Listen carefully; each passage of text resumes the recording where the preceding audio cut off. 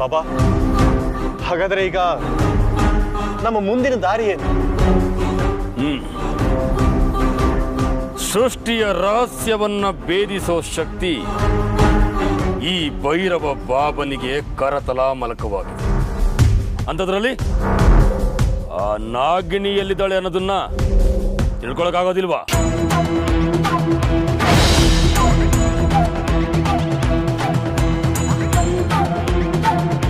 ಜೈ ಮಹಾಕಾಲ.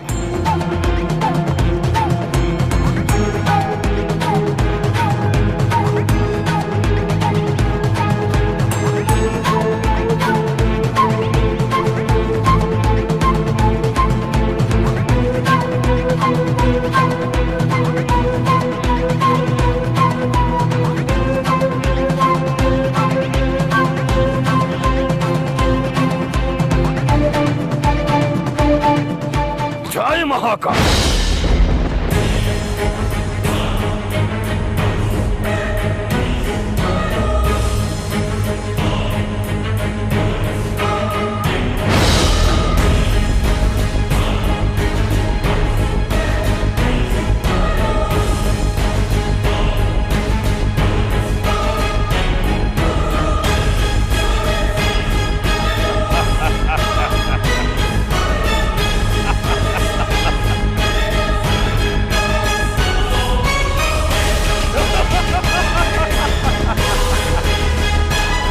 ದರ್ಪಣ ರಾಕ್ಷಸ,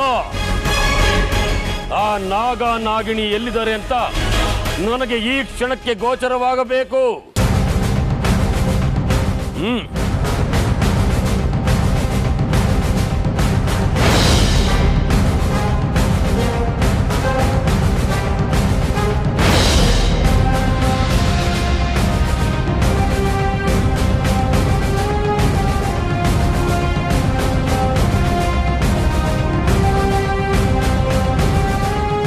ಬಾಬಾ, ಏನಿದು?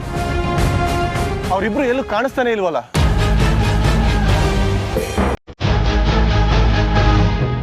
ಆ ನಾಗಿಣಿ ಅರ್ಜುನ ತನ್ನ ನಾಗಲೋಕಕ್ಕೆ ಕರ್ಕೊಂಡು ಹೋದ್ಲ. ಇಬ್ರು ಹೇಳೋ ತರ ಅವಳೇನಾದ್ರೂ ಅರ್ಜುನ ತನ್ನ ಲೋಕಕ್ಕೆ ಕರ್ಕೊಂಡು ಹೋಗಿದ್ರೆ ನನ್ನ ಶತಶತಮಾನದ ಎಲ್ಲ ಪ್ರಯತ್ನಗಳು ನೀರಲ್ಲಿ ಹೋಮ ಮಾಡಿದಾಗೆ ವ್ಯರ್ಥ ಆಗೋಗುತ್ತೆ. ಹಾಗಾಗದೆ ಇದ್ರೆ ಸಾಕು.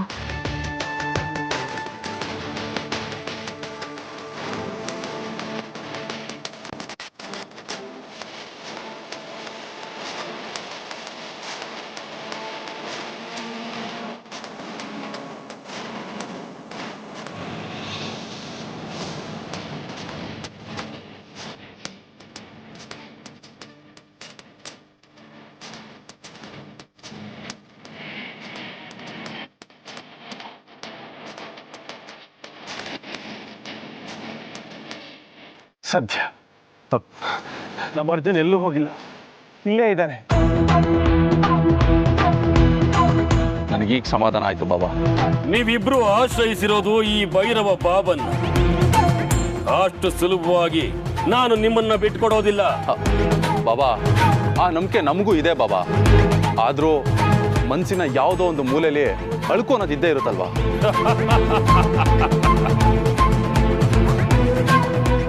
ಅರ್ಜುನ್, ನೀನ್ ಈ ಲೋಕದಿಂದ ದೂರ ಆಗಿದ್ಯಾ ಅನ್ನೋ ಆತಂಕದಲ್ಲಿ ನಾನು ತತ್ತರಿಸಿ ಹೋಗಿದ್ದೆ. ನೀನ್ ಇಲ್ಲೇ ಇದೆಯಲ್ಲ, ಇಷ್ಟು ಸಾಕು ನನ್ನ ದಾಳನ ಉರುಳಿಸೋದಿಕ್ಕೆ. ಬಾಬಾ, ಅವರೆಲ್ಲೂ ಹೋಗಿಲ್ಲ, ಇಲ್ಲೇ ಇದ್ದಾರೆ ಅಂತ ಗೊತ್ತಾಯ್ತು. ಆದ್ರೆ ಎಲ್ಲಿದ್ದಾರೆ ಅಂತೇಳಿ ನಿಖರವಾಗಿ ಗೊತ್ತಾಗ್ಲಿಲ್ಲ. ಅಮೃತ ಮತ್ತು ಅರ್ಜುನ್ ಇಲ್ಲಿಂದ ಸ್ವಲ್ಪ ದೂರದಲ್ಲೇ ಇದ್ದಾರೆ.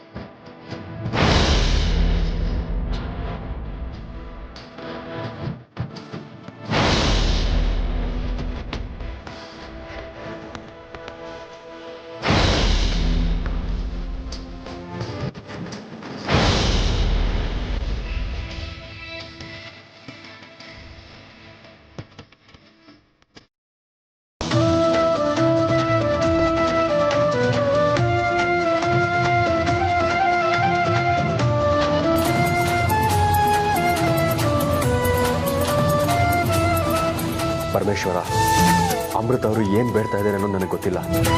ಅವ್ರು ಬೇಡ್ಕೊಳ್ತಾ ಇರೋದನ್ನು ನೋಡಿದ್ರೆ ನನ್ನ ಮನಸ್ಸೇ ಕರಗ್ತಾ ಇದೆ. ಅವ್ರು ಏನು ಬೇಡ್ತಾ ಇದ್ರು ತಥಾಸ್ತು ಅಂತ ಹೇಳಿ ಅವ್ರಿಗೆ ಆದಷ್ಟು ಬೇಗ ಸಿಗೋ ಹಾಗೆ ಮಾಡಪ್ಪ.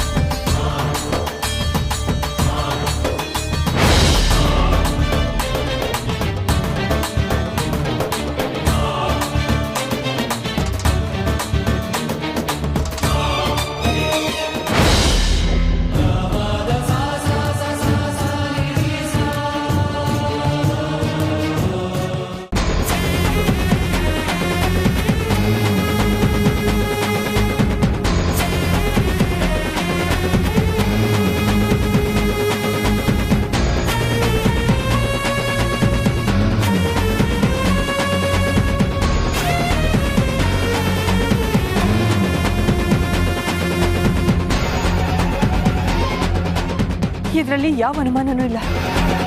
ಇದು ಖಂಡಿತವಾಗ್ಲೂ ನಾಗಮಣಿ ಬೆಳಕೆ.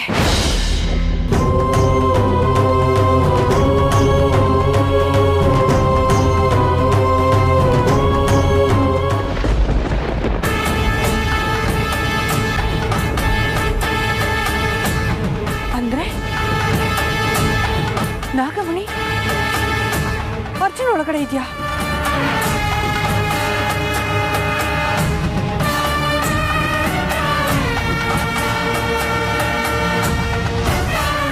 ನಾಗಮಣಿ ಅರ್ಜುನ್ ಅವರೊಳಗಡೆ ಇರೋದಕ್ಕೆ ಹೇಗೆ ಸಾಧ್ಯ?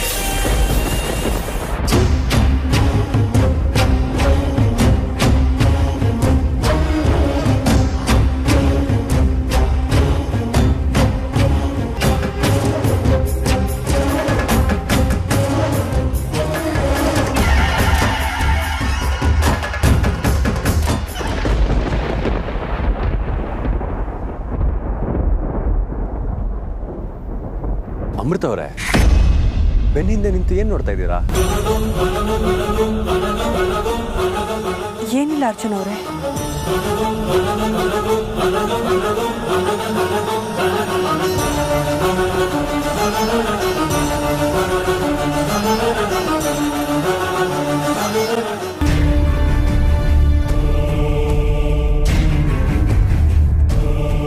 ಓ ಹೇಮಮ್ಮ, ಕೂತ್ಕೊಳ್ಳಿ.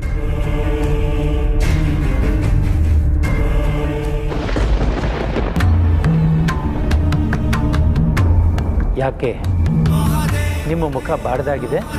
ಶಾಸ್ತ್ರಿಗಳೇ, ಸರ್ವಶಕ್ತರು ಸರ್ವಜ್ಞರು ಆದ ನೀವು ಇಲ್ಲೇ ಕೂತ್ಕೊಂಡು ಮೂರು ಲೋಕದಲ್ಲಿ ಏನು ನಡೀತಾ ಇದೆ ಅನ್ನೋದನ್ನ ಹೇಳ್ತೀರಿ. ಅಂಥದ್ರಲ್ಲಿ ನಮ್ಮನೇಲಿ ಏನು ನಡೀತಾ ಇದೆ ಅನ್ನೋದು ನಿಮಗೆ ಗೊತ್ತಿಲ್ವಾ? ನನ್ನ ಅಂತರಾಳಕ್ಕೆ ಗೋಚರವಾಗೋದೇ ಬೇರೆ. ನೀವು ನಿಮ್ಮ ಬಾಯಿಂದ ಹೇಳಿದ್ದನ್ನು ಕೇಳಿ ಅರ್ಥ ಮಾಡ್ಕೊಳ್ಳೋದೇ ಬೇರೆ. ಅದೇನು ಅಂತ ಹೇಳಿದ್ದಾಯಿ?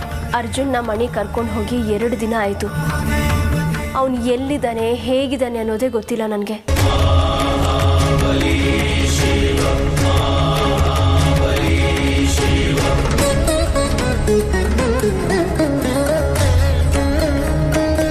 ನೀವು ಆತಂಕ ಪಡೋ ಅಗತ್ಯ ಇಲ್ಲ ತಾಯಿ.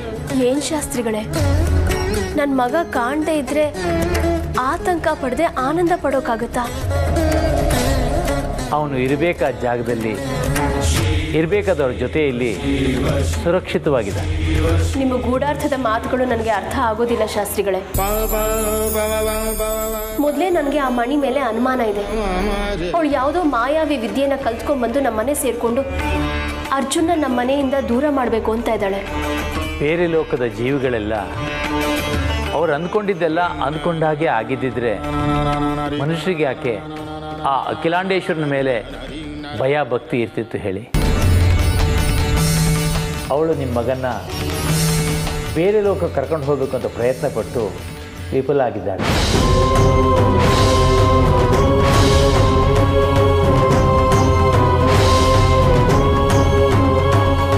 ವಿಫಲ ಆಗಿದ್ದಾಳೆ ಅಂದ್ರೆ ಈಗ ನನ್ನ ಮಗ ಕ್ಷೇಮವಾಗಿದ್ದಾನಾ? ಹೌದು ತಾಯಿ. ನಾನು ಅವನನ್ನು ನೋಡಬೇಕು ಶಾಸ್ತ್ರಿಗಳೇ. ಆಸೆ ಪಟ್ಟ ತಕ್ಷಣ ಯಾವುದು ನಮ್ಮ ಕೈಗೆ ಸಿಗೋಲ್ಲ ತಾಯಿ. ಕಾಲ ಪಕ್ವವಾಗುವವರೆಗೂ ಫಲ ಸಿಗೋದಿಲ್ಲ. ಅಲ್ಲಿವರೆಗೂ ನಾವು ಮಾಡಿದ ಪ್ರಯತ್ನಗಳೆಲ್ಲ ನಿಷ್ಫಲ ಅಂತ ಅನಿಸುತ್ತೆ. ಇದನ್ನು ಸೂಕ್ಷ್ಮವಾಗಿ ಅರ್ಥ ಮಾಡ್ಕೋಬೇಕು. ಅಂದರೆ ಅವನಿನ್ನೂ ನಿಮ್ಮ ಕಣ್ಣಿಗೆ ಬೀಳೋ ಸಮಯ ಬಂದಿಲ್ಲ ತಾಯಿ. ಆ ಸಮಯ ಬಂದಾಗ ಅವನು ತಾನಾಗಿ ಬಂದು ನಿಮ್ಮ ಮುಂದೆ ನಿಂತ್ಕೊಳ್ತಾನೆ. ಅಲ್ಲಿವರೆಗೂ ಸಂಯಮದಿಂದ ನೀವು ಕಾಯೋದೊಂದೇ ನಿಮ್ಗೆ ಉಳಿದಿರೋ ದಾರಿ. ಅವನ ಬಗ್ಗೆ ಚಿಂತೆ ಬಿಟ್ಟು ನೆಮ್ಮದಿಯಿಂದ ಮನೆಗೆ ಹೋಗಿ.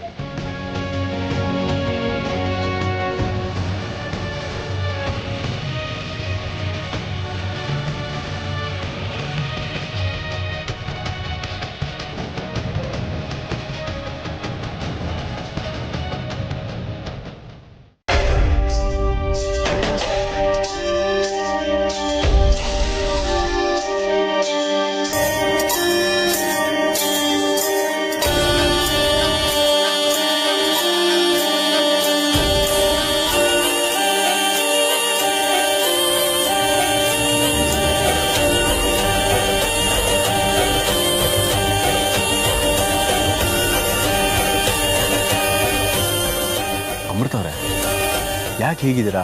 ಏನಾಯ್ತು? ಅದು ಏನಿಲ್ಲ ಅರ್ಜುನ್ ಅವರೇ. ನೀವು ಏನಿಲ್ಲ ಅಂತ ಬಾಯಲ್ಲಿ ಹೇಳಿದ್ರು ನಿಮ್ಮ ಮನಸ್ಸಲ್ಲಿ ಏನೋ ಇದೆ ಅಂತ ನನಗೆ ಅನ್ನಿಸ್ತಾ ಇದೆ. ಅದು ಸರಿ, ಆಗಲೇ ಪೂಜೆ ಮಾಡ್ತಿದ್ದವರು ಇದ್ದಕ್ಕಿದ್ದಾಗೆ ನನ್ನ ಬೆನ್ನಿಂದೆ ಬಂದು ಏನು ನೋಡ್ತಾ ಇದ್ರಿ? ಅದು ನಿಮ್ಮ ಬೆನ್ನ ಹಿಂದೆ ಒಂದು ಬೆಳಕು ಬರ್ತಾ ಇತ್ತು. ಅದಕ್ಕೆ ನಾನು ನಿಮ್ಮ ಬೆನ್ನ ಹಿಂದೆ ಬಂದು ನಿಂತ್ಕೊಂಡು ನೋಡ್ತಾ ಇದ್ದೆ. ನನ್ನ ಬೆನ್ನ ಹಿಂದೆ ಬೆಳಕ? ಅದು ಹೇಗ್ರಿ ಸಾಧ್ಯ? ಮೋಸ್ಟ್ಲಿ ನೀವು ಈ ಮಿಂಚುಳುಗಳನ್ನ ನೋಡಿ ಬೆಳಕು ಅಂತ ಅಂದ್ಕೊಂಡಿರ್ಬೇಕು. ಅಥವಾ ಈಗ ಮಳೆಗಾಲ ಬೇರೆ, ಆಗಸದಲ್ಲಿ ಮೋಡ ವೇಗವಾಗಿ ಚಲಿಸ್ತಾ ಇರುತ್ತೆ. ಕ್ಷಣ ಬಿಸಿಲು, ಕ್ಷಣ ನೆರಳು, ಹಾಗೂ ಆಗಿರ್ಬೋದು. ಇಲ್ಲ ಅರ್ಜುನ್ ಅವರೇ, ಮಿಂಚು ಹುಳದ ಬೆಳಕು ಯಾವುದು, ನೆರಳು ಯಾವುದು, ಬಿಸಿಲು ಯಾವುದು ನನಗೆ ಗೊತ್ತಾಗೋದಿಲ್ವಾ? ಇಷ್ಟಕ್ಕೂ ಮಿಂಚು ಹುಳದ ಬೆಳಕು ಅಷ್ಟು ಪ್ರಕಾರವಾಗಿ ಬರೋದಿಲ್ಲ. ಅದೇನಿದ್ರೂ ರಾತ್ರಿ ಹೊತ್ತಿನಲ್ಲಿ ಕಾಣಿಸುತ್ತಷ್ಟೇ. ನೀವು ಹೇಳ್ತಾ ಇರೋದು ಕೇಳಿದ್ರೆ ನನಗೇನು ಅನ್ನಿಸ್ತದೆ ಗೊತ್ತಾ? ಈ ದೇವಾನು ದೇವತೆಗಳ ತಲೆ ಹಿಂದೆ ಪ್ರಭಾವಳಿಗಳಿರ್ತವೆ ಅಂತ ಹೇಳ್ತಾರೆ. ಆ ರೀತಿ ನನ್ನ ತಲೆ ಹಿಂದೆನೂ ಪ್ರಭಾವಳಿ ಇದೆಯೇನೋ ಅಂತ ಅನ್ನಿಸ್ತಾ ಇದೆ. ನಾನು ಹೇಳಿದ್ದು ಪ್ರಭಾವಳಿ ಅಲ್ಲ ಅರ್ಜುನ್ ಅವರೇ. ಪ್ರಭಾವಳಿ ಅಲ್ಲ ಅಂದರೆ ಇನ್ನೇನು? ನನ್ನೊಳಗೆ ನಾಗಮಣಿ ಇದೆ ಅಂತ ಅರ್ಥನಾ?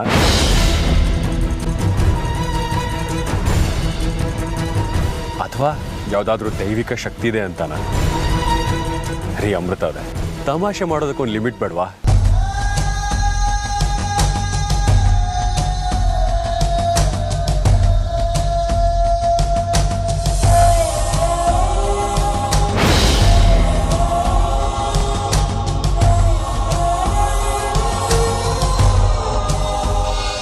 ಬಾಬಾ, ಅವರೀಗ ಎಲ್ಲಿದ್ದಾರೆ ಅಂತ ಹೇಳಿ ಗೊತ್ತಾಯ್ತಲ್ಲ, ಇನ್ ತಡ ಮಾಡೋದು ಬೇಡ, ಬನ್ನಿ ಹೋಗೋಣ.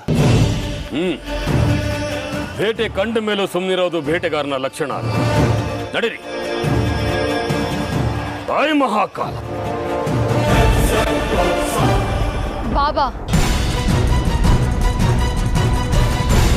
ಬೇಟೆ ಕಣ್ಮೇಲೂ ಸುಮ್ಮನಿರೋದು ಬುದ್ಧಿವಂತರ ಲಕ್ಷಣ ಬಾಬಾ. ಏನಿನ್ ಮಾತಿನ ಅರ್ಥ? ತಪ್ಪಿನಿಂದ ಪಾಠ ಕಲಿಯೋದು ಜಾಣತನ, ಮಾಡಿದ ತಪ್ಪನ್ನೇ ಪದೇ ಪದೇ ಮಾಡೋದು ಮೂರ್ಖತನ. ಉದ್ದಡತನದಲ್ಲಿ ಮಾತನಾಡಿದ್ರೆ ದಿಟ್ಟವಾದ ಪಾಠ ಕಲಿಸ್ತೀನಿ.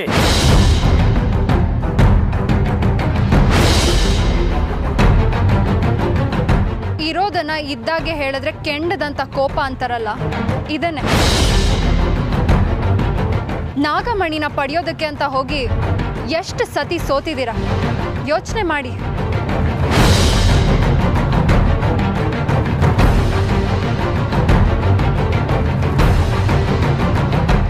ಯುದ್ಧನ ಗೆಲ್ಲೋದಕ್ಕೆ ಶಕ್ತಿನೂ ಬೇಕು, ಯುಕ್ತಿನೂ ಬೇಕು.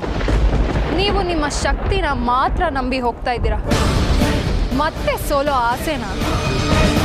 ಸೋಲ್ಗಳು ನಿಮಗೆ ಪಾಠ ಕಲಿಸಿಲ್ವಾ ಬಾಬಾ?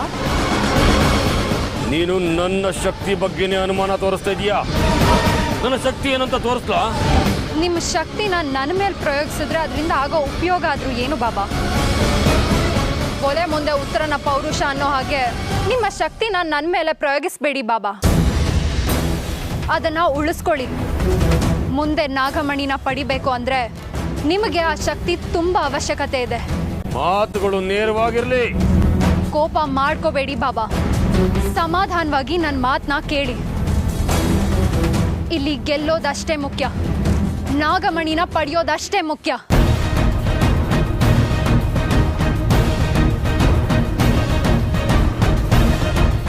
ನೀವು ಪ್ರತಿ ಸಲ ಅಮೃತನ್ ಮೇಲೆ ಯುದ್ಧಕ್ಕೆ ನೇರ ನೇರ ನಿಂತಿದ್ದೀರಾ, ಅದು ದಡ್ಡತನ. ಈ ಸತಿ ಬೇಟೆನ ಮುಂದೆಯಿಂದ ಆಡಬೇಡಿ, ಹಿಂದೆಯಿಂದ ಆಡಿ. ಗೆಲುವು ನಿಮ್ಮದಾಗತ್ತೆ.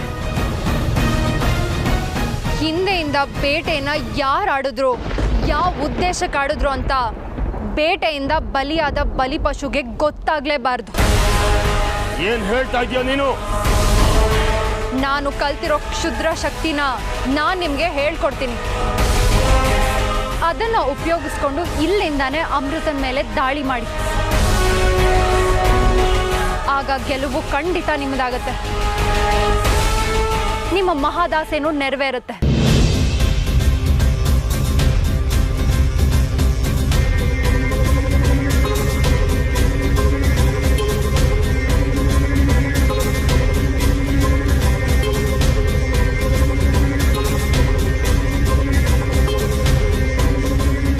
ನಾವು ಅಲ್ಲಿಗೆ ಹೋಗೋದು ಬೇಡ, ಅವರನ್ನೇ ಇಲ್ಲಿಗೆ ಬರೋ ಹಾಗೆ ಮಾಡೋಣ.